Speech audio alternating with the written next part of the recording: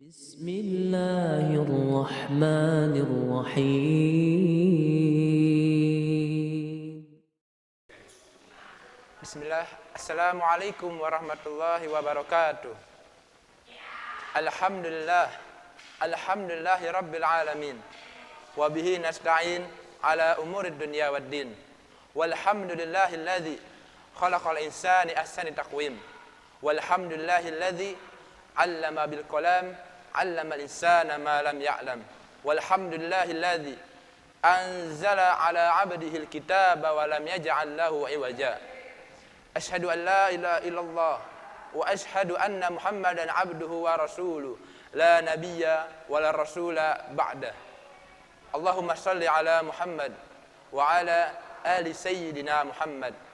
Amma ba'du. Di sore hari yang cerah ini, marilah kita panjatkan puja dan puji syukur atas kehadirat Allah Subhanahu wa taala yang telah melimpahkan kita beribu-ribu kenikmatan, sehingga apabila kita menghitung kenikmatan yang telah Allah berikan, maka kita tidak akan sanggup, kita tidak akan dapat selesai menghitung kenikmatan yang telah Allah berikan kepada kita. Salawat serta salam tidak lupa kita curahkan kepada baginda kita, yaitu Nabi Muhammad sallallahu alaihi wasallam, yang dimana di dalam jati diri beliau, di dalam jati diri Rasulullah sallallahu alaihi wasallam terdapat banyak teladan-teladan yang dapat kita ambil.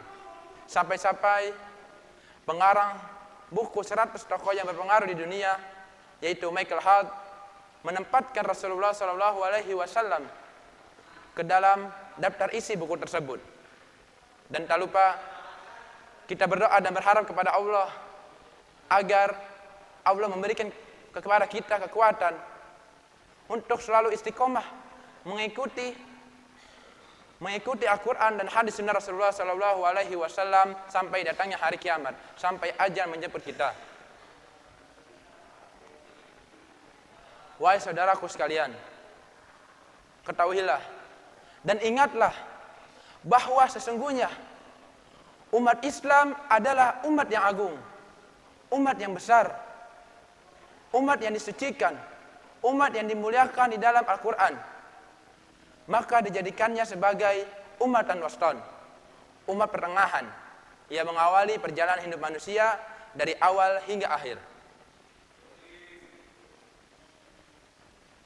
Wahai kaum muslimin, berapa banyak peranan umat Islam di dunia ini?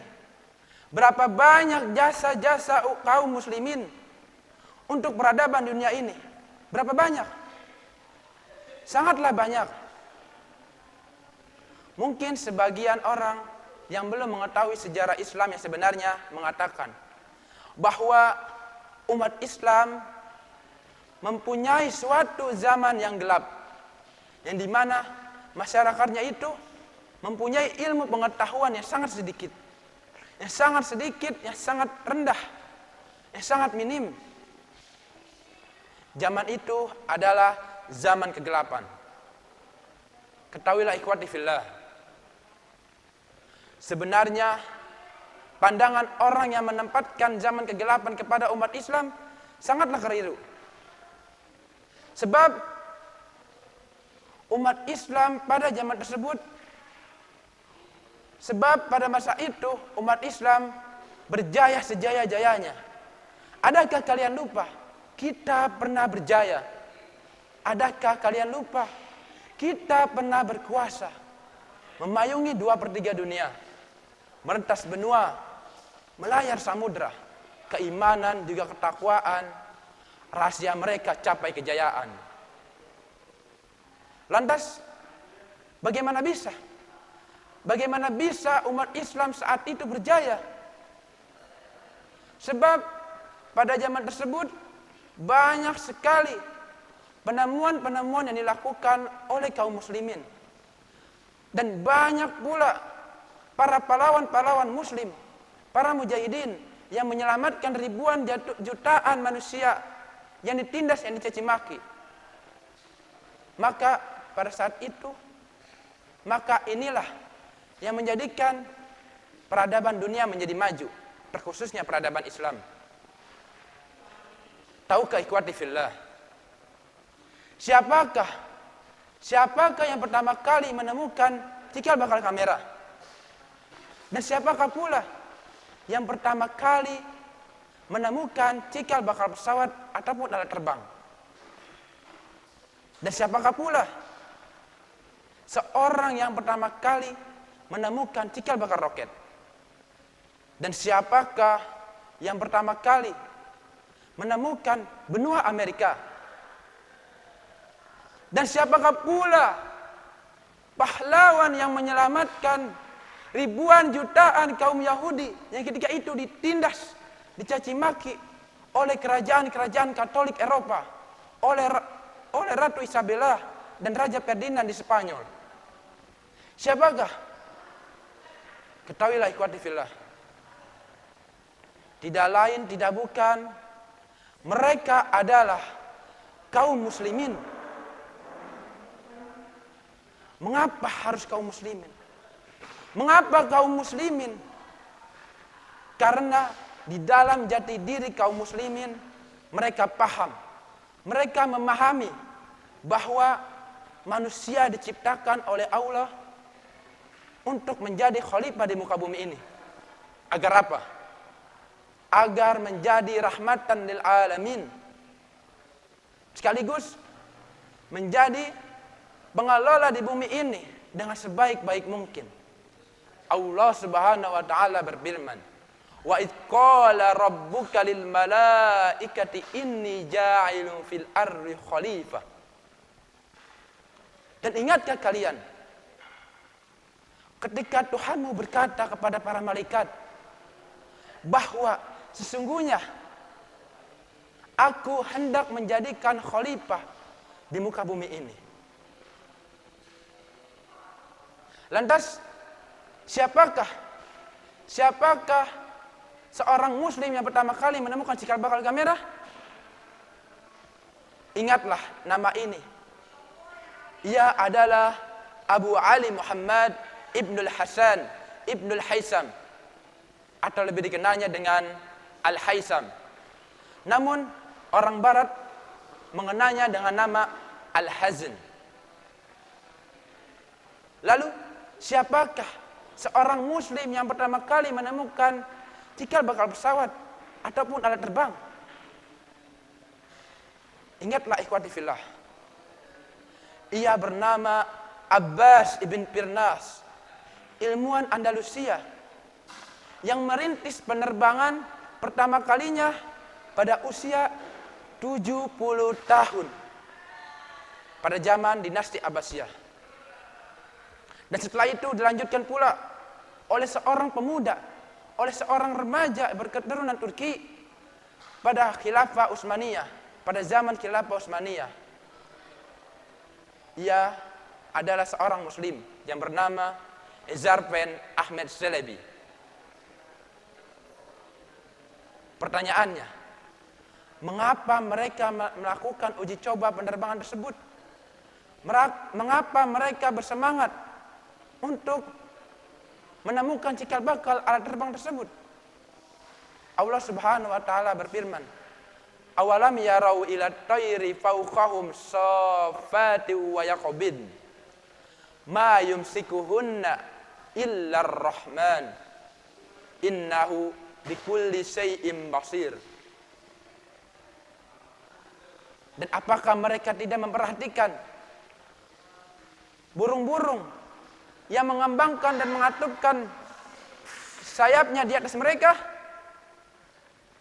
Tidak ada yang dapat menahannya. Tidak ada yang dapat menahannya di udara selain Tuhan yang Maha Pemurah. Selain Tuhan yang Maha Pemurah. Sesungguhnya Dia adalah yang Maha melihat segala sesuatu.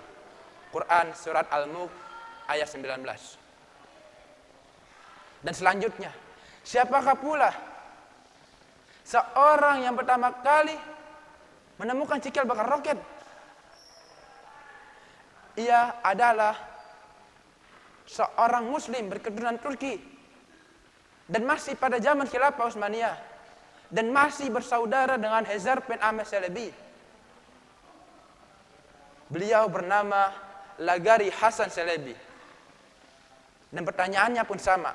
Mengapa beliau melakukan uji coba tersebut? Karena mereka telah membaca Al-Quran, memahami Al-Quran, dan mentadaburi isi kandungan ayat Al-Quran. Allah Subhanahu wa taala berfirman, "Ya ma'syiral jinni wal ins, in istata'tum an tanfudhu min aqtaris samawati wal ard, fanfudhu, la tanfudhuna illa bisultan." Wahai jamaah jin dan manusia, apabila kalian siap, apabila kalian sanggup melintasi, menembus penjuru-penjuru langit dan bumi, maka tembuslah, maka lintasilah.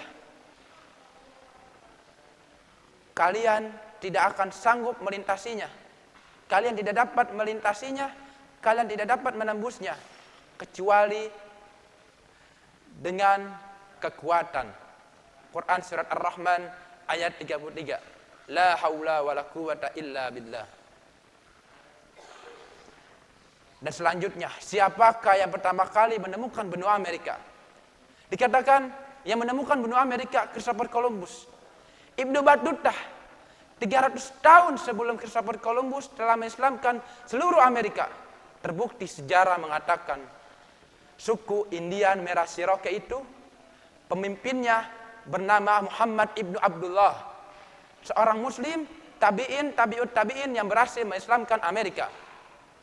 Dan sebelum mereka berdua menemukan benua Amerika, Khos bin Said telah menemukan benua Amerika pertama kalinya. Dan selanjutnya, siapakah seorang pahlawan muslim yang menyelamatkan ribuan jutaan kaum Yahudi yang ketika itu ditindas oleh Ratu Isabella dan Raja Ferdinand di Spanyol? Siapakah? Ingatlah baik-baik nama ini. Ia adalah Barbarossa dengan saudaranya. Ia adalah seorang pelaut muslim.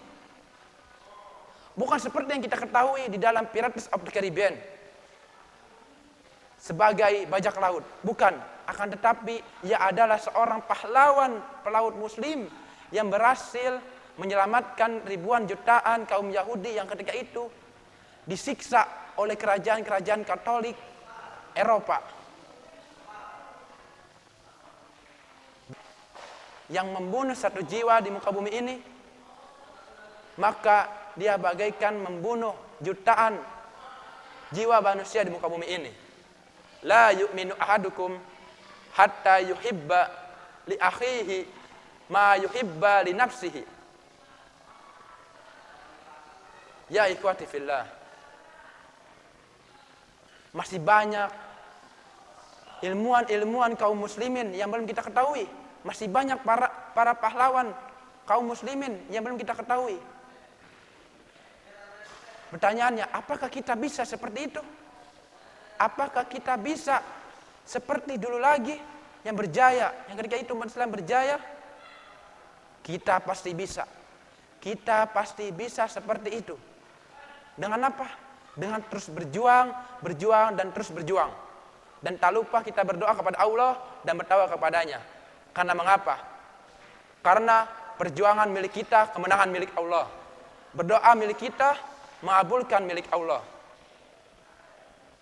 Jihad At-Turbani berkata, para pejuang adalah mereka yang terus bergerak, sekalipun tiada harapan lagi di sekitar mereka. Sementara orang yang hanya bisa menanti orang lain untuk memulai, maka dia tak akan bergerak sepanjang hidupnya. Lalu akan mati dan sejarah melupakannya. Dan ingatlah, menjadi pahlawan tak kenal pandang usia. Bayangkan, Abbas ibn Firnas, ilmuwan Andalusia, merintis penerbangan pertama kalinya pada umur 70 tahun. Musa bin Nusair,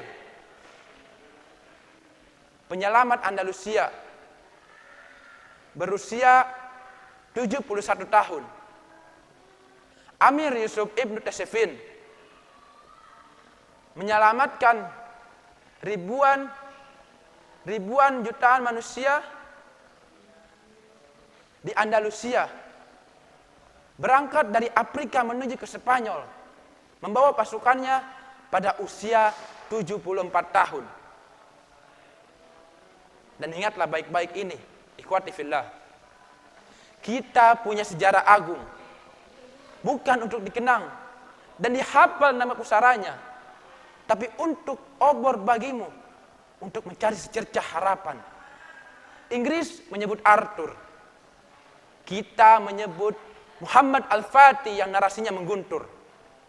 Rusia mengagungkan Tsar mereka. Kita berbangga dengan Sulaiman Al-Qanuni, meraja dua samudra, dua benua. Sementara itu, Eropa mengingatkan kita dengan salib merahnya. Lalu kita ingatkan pula kepada mereka bahwa bendera kita yang tertinggal di bentengnya membuat mereka keluar, membuat mereka enggan keluar berpuluh-puluh tahun. Bangkitlah umat Muhammad, bangkitlah umat Muhammad. Sesungguhnya narasi kita belum selesai. Sesungguhnya narasi kita belum selesai. Karena mengapa? Karena sesungguhnya kita adalah para pahlawan. Cukup sekian, itu saja yang dapat saya sampaikan. Kurang lebihnya mohon maaf apabila ada kesalahan milik saya, kebenaran milik Allah. Wassalamualaikum warahmatullahi wabarakatuh. Barang siapa